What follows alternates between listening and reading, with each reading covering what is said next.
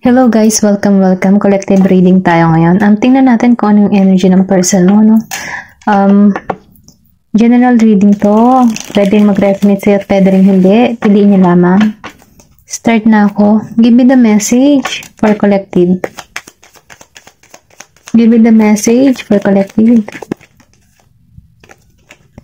Meron ka ditong 7 of Cups. Scorpio, Cancer, and Pisces energy. Give me the message for collective.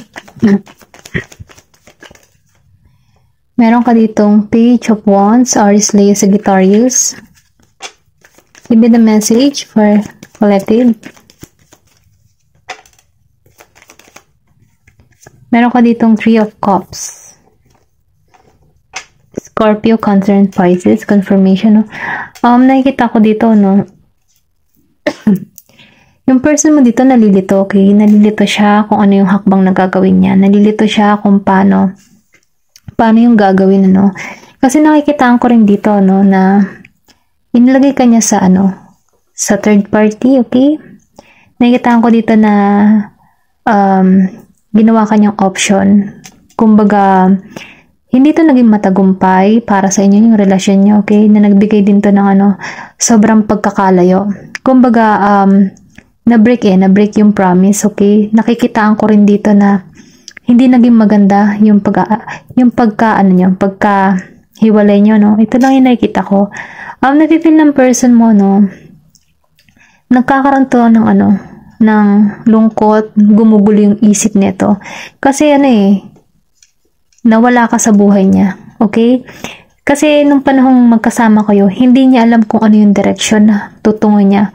Marami pa siyang kumbaga andun pa siya sa stage na hindi pa siya matured mag-isip, no. Kumbaga marami pa siyang gustong mangyari sa kanyang buhay. Kumbaga nakikita ko rin dito kasi na nagkakaroon siya ng wishy-washy. Kumbaga yung energy niya wishy-washy, parang urong sulong, no.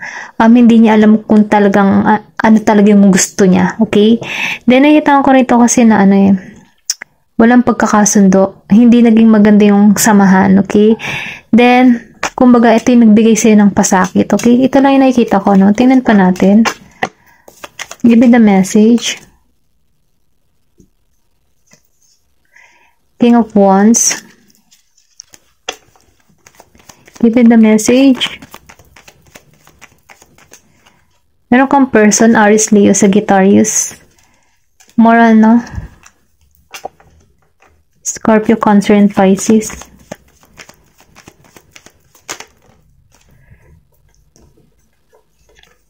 Knight of Cups.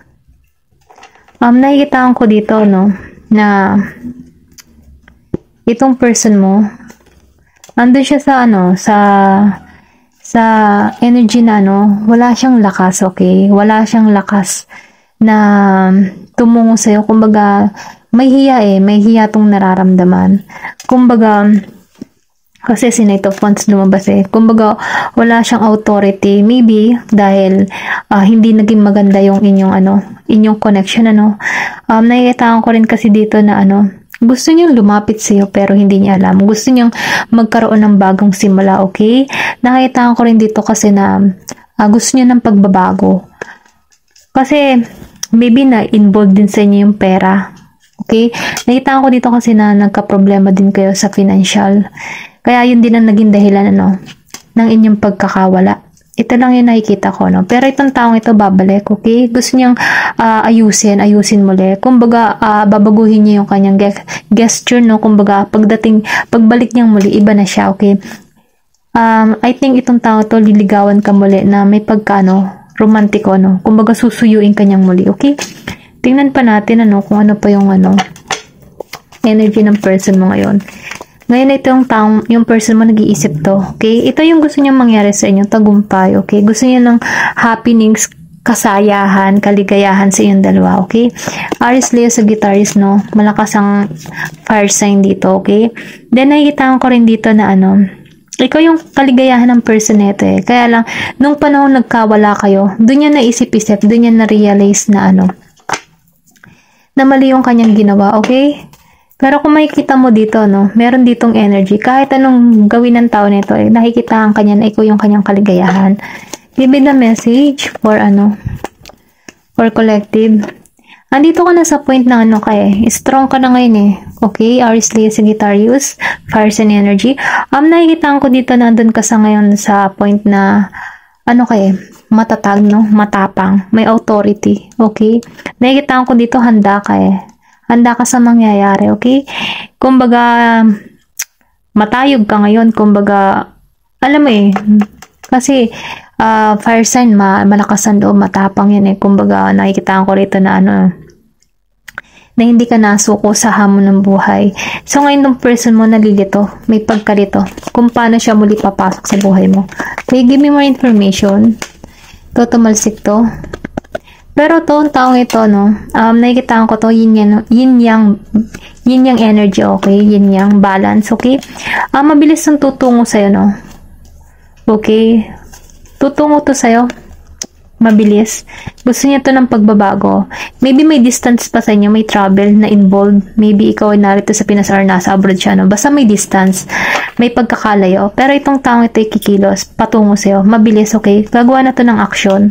Tingnan pa natin. Give me more information. Tumalsik to. Ito yung gusto niya mangyari, okay? Two of Cups, magkasundo, new beginning. Sabihin natin na hinihila ka talaga nito palapit sa kanya eh.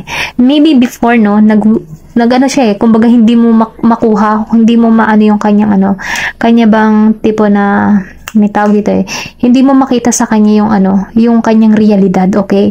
So ngayon itong taong ito, nag-isip-isip to, nung nagkahiwalay kayo, maybe 3 years, 2 years, na nawala kayo, no? Ito lang yung nafe-feel ko, 2 years to 3 years to 5 years, no? Depende sa sitwasyon, Nakikitaan ko rin kasi dito na ikaw yung pag-asa ng person na ito. Nagkakaroon siya ng liwanag. Feeling home siya sa'yo eh. Kumbaga ikaw yung tagumpay niya. Ito yung gusto niya mangyari sa inyo. Magkabalikan, magsimula muli. Then nakikitaan ko rin dito, may pagkahiling, kumbaga gusto niyang ayusin, gusto niyang itama lahat yung kanyang mga nagawang pagkakamali sa'yo. Okay, nag-iisip ng person mo ito. Mabilis, ito yung hangad ng tao mo. Romantic feelings, mabilis patungo sa'yo. Gusto niya yung talagang magsimula, no? Kumbaga, mahal ka pa rin ng person mo. Natauhan to, okay? Give me the message. Give me more information. 3 of Wands.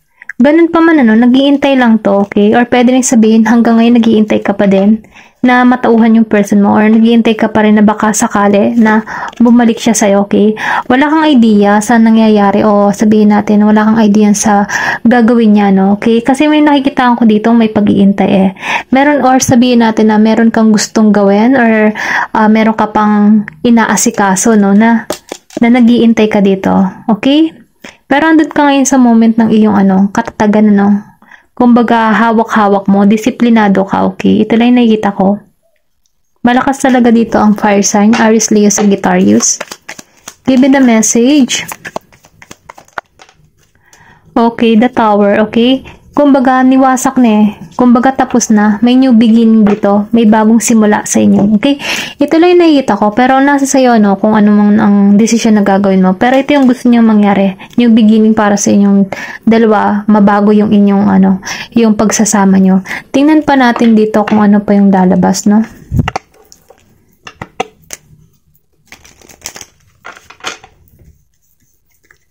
Give me message for collective, please. Meron ditong retreat, okay? It's time to disconnect from the world. Kumbaga, andun ka na sa point na nag-disconnect ka sa kanya, okay? Kumbaga, tinanggalan mo siya, okay? Then, lumabas dito ang chemistry. Meron kayong chemistry sa bawat isa. Kumbaga, swak na swak kayo. Kumbaga, nagkakaintindihan kayo. Kaya lang, yung pagiging chemistry ninyo, hindi siya nagkaroon ng dire-diretso, dire-diretso na relasyon. Maybe meron kayong naranasan na ng gulo, or sabihin na gumulo sa inyong relasyon, okay? Kaya ito hindi nagtuloy-tuloy. Pero ganun pa man, meron kayong chemistry. Give me more information.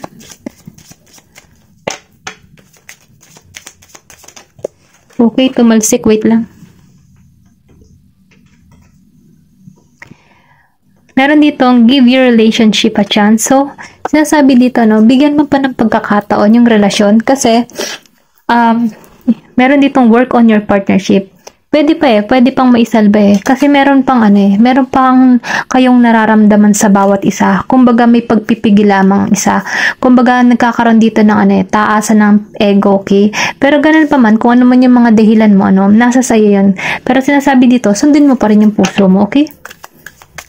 Give me more information. Let your friends help you. Hayaan mong humingi ka ng tulong sa mga kaibigan mo or sa mga mahal sa buhay kung ano yung magandang advice para sa'yo, no? Kasi minsan yung pagbibigay ng advice ng isang kaibigan ay nakakatulong din para sa atin, para maliwanagan tayo, okay? Sinasabi dito na kailangan mo din humingi ng payo, okay, sa mga kaibigan mo, okay? Tingnan pa natin. Give me more information. Ano pa yung masasabi?